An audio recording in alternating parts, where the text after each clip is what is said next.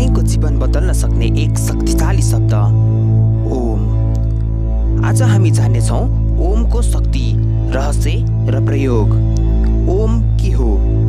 ओम कुनै साधारण ध्वनि होइन, यो ब्रह्माण्डको पहिलो स्पन्द हो, सृष्टिको सुरुवात। यसमा समेटिएको छ जन्म, जीवन र मरण। वैज्ञानिकहरू भन्छन् ओमको ध्वनिले मस्तिष्कमा अल्फा वेभ उत्पन्न गराउँछ, जसले शान्ति र एकाग्रता अर्थात् काममा फोकस बढाउँछ। अ, उ, म यी तीन ध्वनिहरू मिलेर बनेको छ ओम। अ मतलब सुरुवात, उ मतलब जीवन, म मतलब शान्ति।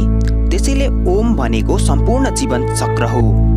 ओम जाप गर्दा हुने फाइदाहरू: मानसिक तनाव हट्छ, अनिद्रामा लाभ हुन्छ, ध्यानमा एकाग्रता बढ्छ, शरीरमा सकारात्मक ऊर्जा भरिन्छ, मुड सुधारिन्छ, सोच राम्रो हुन्छ।